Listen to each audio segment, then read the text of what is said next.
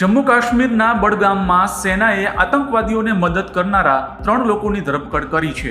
છેલ્લા 48 કલાકમાં 2 ઓપરેશનમાં 6 આતંકવાદીને મોતને ઘાટ ઉતારવામાં આવ્યા હતા. શુક્રવારે દિલ્હી ખાતે પીએમ મોદીની અધ્યક્ષતામાં હાઈ લેવલ મીટિંગ યોજાઈ. ગૃહમંત્રી અમિત શાહ, વિદેશ મંત્રી એસ જયશંકર, એનએસએ અજીત ડોભાલ સહિતના લોકો હાજર રહ્યા હતા.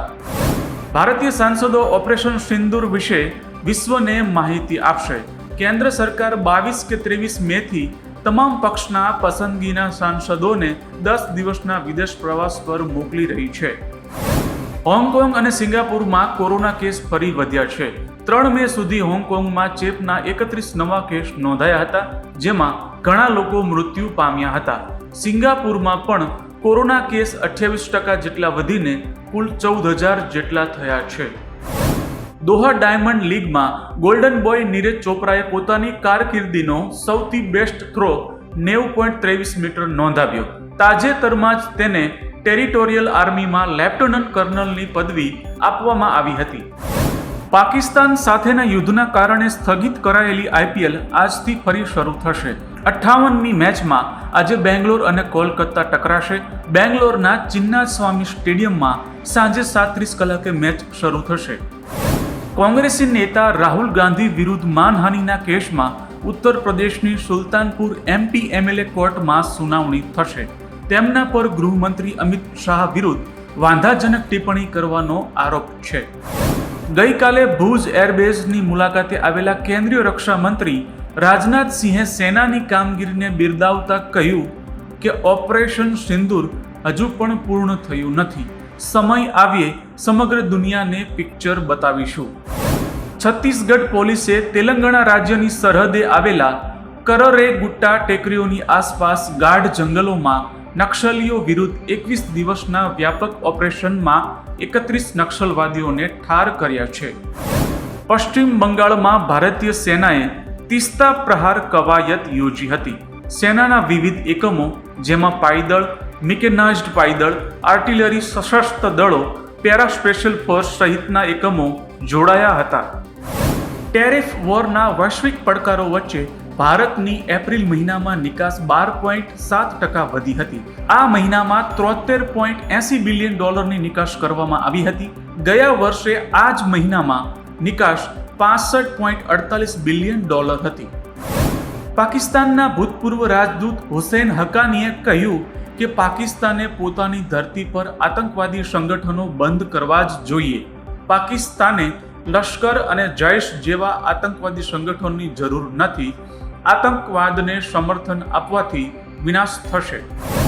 રશિયાના વિદેશ પ્રધાન સર્ગેઈ લવરોવે કહ્યું કે ભારત અને ચીન વચ્ચેના સંઘર્ષમાં પશ્ચિમી દેશોનું યોગદાન ઘણું મોટું છે. પોતાના ફાયદા માટે ભારત ચીનને સામસામે લાવવાનો પ્રયાસ તેઓ કરી રહ્યા છે. પાકિસ્તાનના વડાપ્રધાન શાહબાઝ શરીફે ગુરુવારે દેશના પંજાબ પ્રાંતની મુલાકાત લીધી હતી. આ દરમિયાન તેમણે કહ્યું કે અમે ભારત સાથે શાંતિ માટે વાતચીત કરવા તૈયાર છીએ. પાકિસ્તાનના પીએમ શાહબાઝ શરીફનો એક વિડીયો સામે આવ્યો, જેમાં તેઓ પાકિસ્તાનના ટોચના સૈન્ય અધિકારીઓ અને અન્ય સરકારી અધિકારીઓની સામે સ્વીકારી રહ્યા છે કે ભારતે નૂરખાન એરબેઝ પર ચોક્કસ હુમલો કર્યો હતો. મથુરાના ખાજપુર ગામમાં તપાસ દરમિયાન 90 બાંગ્લાદેશી નાગરિકો ઝડપાયા છે. આમાં 35 પુરુષો, 27 મહિલાઓ અને 28 બાળકોનો સમાવેશ થાય છે. પોલીસે તેમની વધુ પૂછપરછ હાથ ધરી છે. હરિયાણાના કૈથલથી પાકિસ્તાની જાસૂસની ધરપકડ કરાઈ છે. 25 વર્ષીય દેવેન્દ્રસિંહ વર્ષ 2024માં કરતારપુર કોરિડોર દ્વારા પાકિસ્તાન ગયો હતો અને એક પાકિસ્તાની ગુપ્તચર અધિકારીને પણ મળ્યો હોવાની માહિતી છે. રાષ્ટ્રીય સ્વયંસેવક સંઘના વડા ડોક્ટર મોહનજી ભાગવત આજે જયપુરની મુલાકાતે છે. તેઓ સિકર રોડ પર રવિનાથ આશ્રમ ખાતે આયોજિત કાર્યક્રમમાં હાજરી આપશે. તેમનું સ્વાગત વૈદિક મંત્રોચ્ચાર સાથે કરવામાં આવશે. ગૃહ મંત્રાલયે શુક્રવારે જમ્મુ કાશ્મીરમાં તૈનાત 10 જેટલા આઈએએસ અને આઈપીએસ અધિકારીઓની અન્ય રાજ્યોમાં બદલી કરી છે, જ્યારે અન્ય રાજ્યોમાંથી 7 આઈએએસ અને એક આઈપીએસ અધિકારીની જમ્મુ કાશ્મીરમાં બદલી કરવામાં આવી છે. જમ્મુ કાશ્મીરમાં છેલ્લા 48 કલાકમાં 6 આતંકવાદીને ઠાર મરાયા છે. પહેલગામ હુમલા બાદ સેનાએ 14 આતંકવાદીઓની યાદી જાહેર કરી હતી, જેમાંથી 6 ને ઠાર મારવામાં આવ્યા છે. સેનાએ વ્યાપક સર્ચ ઓપરેશન હાથ ધર્યું છે. કેન્દ્રીય ગૃહમંત્રી અમિત શાહ આજથી 2 દિવસની ગુજરાત મુલાકાતે આવશે. તેઓ અલગ અલગ કાર્યક્રમોમાં હાજરી આપશે. ભાજપ પ્રમુખની નિયુક્તિનો ધમધમાટ ફરી શરૂ થશે. 20 મેથી ફરી અમદાવાદ ચંડોળા તળાવ આસપાસ મેગા ડિમોલિશન શરૂ થશે. આસપાસ રહેતા લોકોને પોતાના મકાનો ખાલી કરવા માટે સૂચના આપવામાં આવી છે. પંચાયત સેવા પસંદગી મંડળે વર્ગ 3ની 1239 જગ્યા પર ભરતીની જાહેરાત કરી છે. વર્ગ આસિસ્ટન્ટ અને ટ્રેઝરર વર્ગ 3ની વિવિધ જગ્યાઓ પર 17 મે થી 10 જૂન દરમિયાન ઉમેદવારો અરજી કરી શકશે. આજે ગુજરાતના 13 જિલ્લામાં વરસાદની હવામાન વિભાગની આગાહી છે. સૌરાષ્ટ્રના 3 અને દક્ષિણ મધ્યના 10 મળી 13 જિલ્લામાં વરસાદની શક્યતા છે.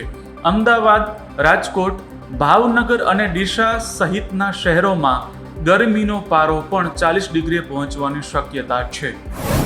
ગુજરાતના હવામાન વિભાગે આગામી 22 મે સુધી રાજ્યમાં છૂટાછવાયા વરસાદની આગાહી કરી છે. 10-11 જૂનની આસપાસ ચોમાસું ગુજરાત પહોંચશે. આ વખતે 4 દિવસ વહેલું ચોમાસું રાજ્યમાં પહોંચે તેવી શક્યતા છે.